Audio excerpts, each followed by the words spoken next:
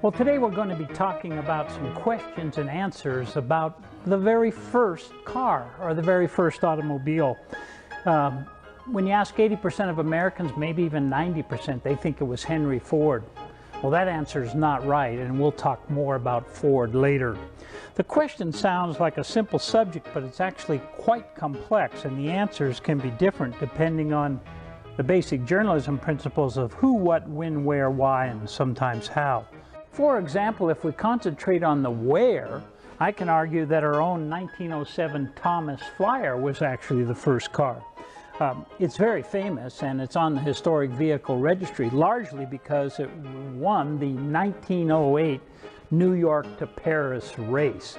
Well, it wasn't even the first car by any extent overall, because there was at least 5 other international competitors registered. That may not sound impressive today, making that trip, but can you imagine traveling across the US, China, and Russia at a time when there were virtually no roads? But to our basic question, the Thomas, again, wasn't the first car, but you'll learn today that dozens of models came before this Flyer. But when you consider the where, it was the first. In San Francisco, they loaded it on a steamer and headed to Japan to complete the race. When it arrived in Kobe, for most Japanese, this was the very first car they'd ever seen, and the first to drive the roads of northern Japan.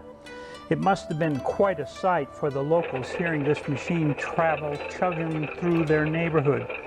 But even this answer is tricky in Japan, since 6 years early, in 1902, Komusuke Uchiyama, a bicycle mechanic, produced 2 trial cars that used gasoline engines that he imported from the US. In 1904, Tereo Yamaha produced a steam-powered bus. He's not the motorcycle Yamaha. And just before the Thomas Flyer arrived in northern Japan, Uchiyama produced the Takun, the first entirely Japanese-made gasoline-powered car. While this was years after cars were being made in Europe and America, you can see why the where is very important. But for most of us, we just want to know about the very first car, no matter where it was from. But again, that depends a lot on our definitions. Do you mean the first vehicle ever built? Or the first gasoline-powered car? Or maybe the first successful car? Or simply, who, when, where was the first car ever patented or even conceived? Perhaps the first vehicle that was powered by something other than animals or manpower was designed and built in China about 1610 for Emperor Yang. It was actually more like a land yacht powered by wind on sails, like the great ships of the time. But if we talk about the invention of the first self-propelled vehicle, we can advance about 800 years to the 15th century and a fellow you may have heard of, Leonardo da Vinci. While everyone knows the painting of his famous girlfriend, the Mona Lisa, not that many know that he also sketched plans for the first automobile. Really, it wasn't steam powered or battery powered. Rather, his first design was spring powered. You literally had to wind it up. And it looked more like a flatbed cart rather than a passenger-carrying automobile. However, Da Vinci never built this car, just like he never built his designs for the parachute, the airplane, or a helicopter. But someone else did build a model of this car, and it worked.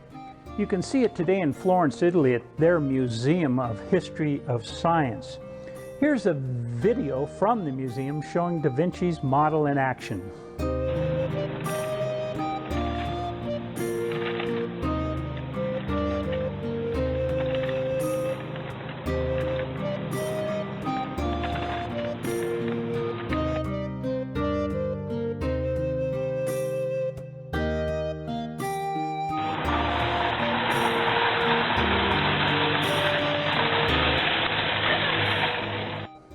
So for the who, the best answer is Leonardo da Vinci, and the what is the first self-propelled, spring-powered vehicle.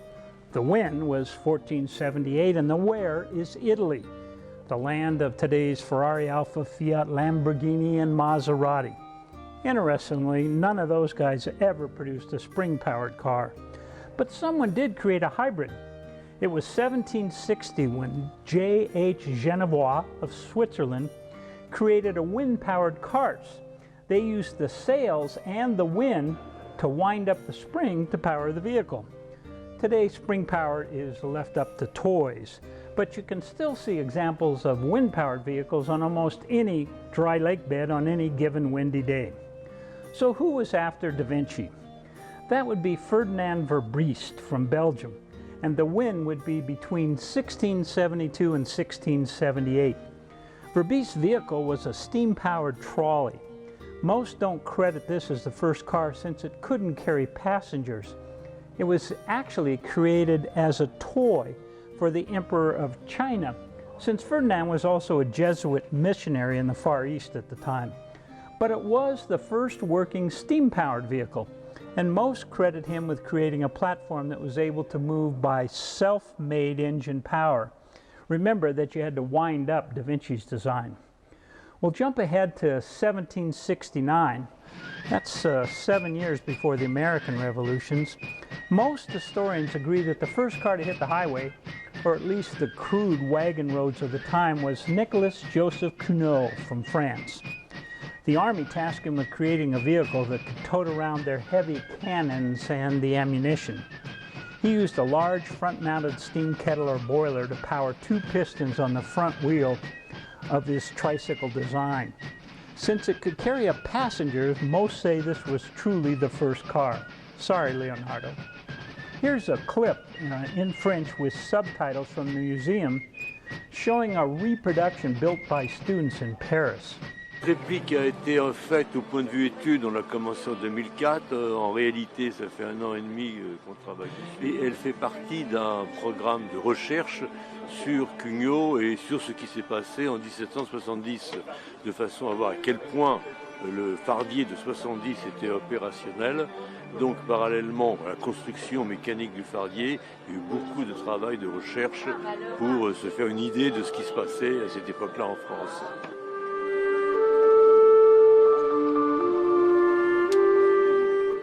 Elle fonctionne, elle marche normalement, chauffage au bois comme l'original. La partie mécanique est exactement copiée sur celle du CNAM à Paris.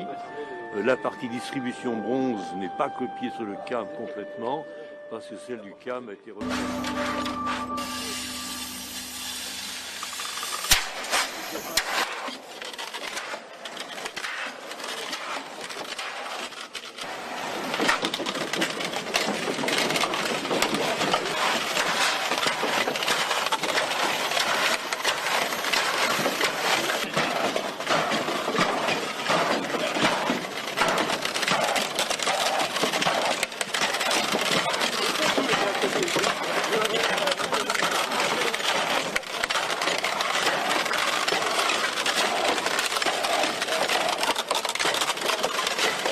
Several others followed Cugnot, including Oliver Evans here in the U.S. He patented an early steam engine in 1804, and a year later held a public demonstration of an amphibious digger in Philadelphia. While it was designed as a piece of construction equipment, it could carry passengers, so technically it was the first American car. We'll skip over a few others and go to 1862 when Sylvester Roper built a true steam carriage. This one is still around at the Ford Museum in Detroit. They produced a YouTube video with Mo Rocca that explained more about the Roper. I would never put 1865 with anything car-related. This is a good 20 years before any of the serious work is done by Carl Benz with gasoline-powered vehicles in Germany, so it's ahead of its time. And where's the gas tank? No gas tank on this. Instead, you would have a boiler that's underneath the passenger seat there, and then you've got a water tank in the back for the water that's boiled to create the steam. Steam-powered. This is a car. It is, but it's only a car because we know what a car is today. They didn't think of it in those terms when it was built. People in 1865 had seen steam-powered boats, they'd seen steam-powered locomotives, but no one had really ever seen anything that moved on its own on the open road, so it really was different. In the 19th century, steam was king, powering the American Industrial Revolution and the mass production of goods in a variety of industries. Why don't we know Sylvester Roper's name? I think part of the problem is Roper just never went into commercial production with it. He had the seeds of a great idea, the self-propelled vehicle, the automobile, really, but he never really wanted to or figured out how to put it into commercial production. I am just realizing right now when you said self-propelled vehicle and automobile, I never had ever thought about what that means? Automobile. Absolutely, it's a French word for self-driving vehicle or self-propelled vehicle, yes. Roper's steam carriage boasted a top speed of 30 miles per hour with a driving range of up to 150 miles per day. His reason for building it? Easy money. He built it as a sideshow attraction. He took it to carnivals, to fairs, to circuses, and charged people admission to watch this vehicle move under its own power on the open road. Did it attract big crowds? It absolutely did. In fact, one of the people who bought one was P.T. Barnum, greatest showman of the 19th century. Was it safe? It was safe as long as you weren't going too quickly. The one thing it lacked was any kind of a brake. Okay, and unless you've got Fred Flintstone feet. Exactly, yeah, you're in trouble. Not for me. P.T. Barnum wasn't the only one using a steam car to attract attention to his show.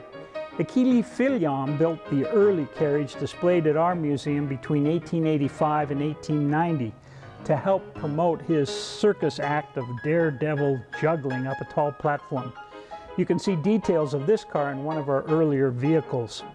Moving from steam to battery power, Scotsman Robert Anderson made this first crude electric car. Unfortunately, it required single-use batteries and therefore was not rechargeable. Gaston Plante of France developed the rechargeable lead-acid battery, and that led to his first practical electric car. Just as today's Teslas are fast, so were the electric cars. A battery-powered car created by Frenchman Camille Ganassi in 1899 was the first car to hit 100 kilometers per hour. It was also the first truly aerodynamic design of an automobile.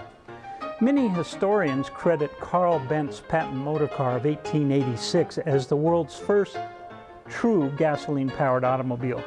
The engine was developed by his German colleague Gottlieb Daimler. Here's a YouTube clip by Derek Muller on his Vertasium channel, filmed at the Mercedes-Benz Museum in Stuttgart, Germany. Be sure and take a look at the full video yourself on YouTube. Their docent at the museum gives you a good look at the Benz design. When he made his patent, what did he call this invention? Patent motor car. This is the gasoline tank. The only place in Germany where you could actually buy Ligroin or gasoline back then were pharmacies. They sold it not as a cough medicine, don't worry. They sold it as a stain remover, a washing agent. In Germany, there's still the word Waschbenzin, washing gasoline, but no one really knows why it's called like that. Benz had a really thing for safety. His ignition is a really modern one because in here, there's a battery inside, which was fairly new back then. And of course, igniting the gasoline oxygen fumes with an electric spark is much safer than if you go with your lighter there and you're trying to ignite the whole thing. Let's say the most important part, of course, is the cylinder with the piston. And the piston moves front and back. This is a single cylinder engine. Yeah, a single cylinder engine. This is the cooling water tank. And of course, what's really important, it's the oil reservoir. Lubrication is really important because you can see everything is open here. And so all the time you lose a lot of oil, and for my colleagues it's always a big fuss cleaning this thing up. This is the drive belt. Right. It's not just a drive belt, it's also your brake. It's leather, so you can imagine if you do brake a lot, you get problems with the leather band. The flywheel here, we need for the ignition, we need it to start it.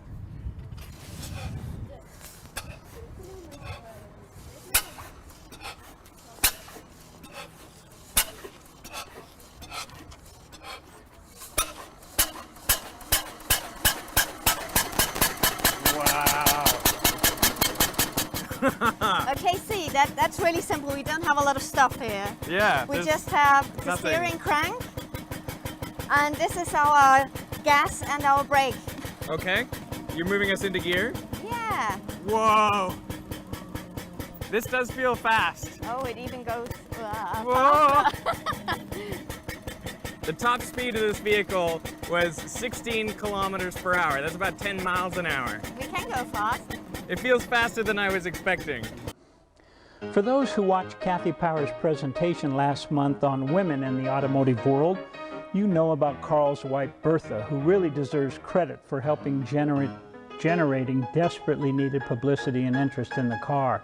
Here's a slick video produced by Mercedes on Bertha's remarkable journey.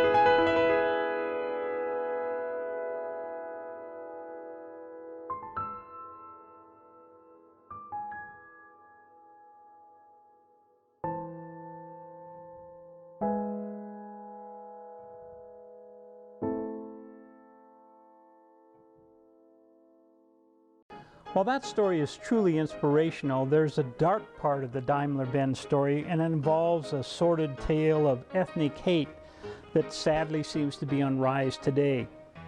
The truly first gasoline automobile actually came from Karl's neighbor to the east. That was Siegfried Marcus of Austria. His first gasoline-powered car was built in 1864, and that was 20 years before Benz built his car. Marcus's first model was somewhat awkward and was never really successful, but his second car in 1875 was. It first used a 2-cycle engine and later had a 4-cycle engine. It was truly the first vehicle powered by a modern type gasoline engine. That car is still operable and on display at the Vienna Technical Museum.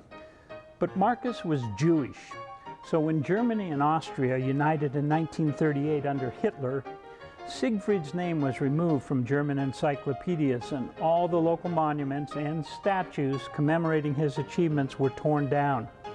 The German Ministry of Public Enlightenment and Propaganda directed that his name be stricken from all encyclopedias and literature. He was literally written out of history. Marcus also invented the low-voltage ignition magneto and was the first person to patent a carburetor for use in a petroleum engine in 1872. But again, the Nazis eliminated him and replaced his names everywhere. Most credit the Duryea brothers with producing the first American gasoline-powered car. They were bicycle mechanics, and here's a look at a replica of their very first model.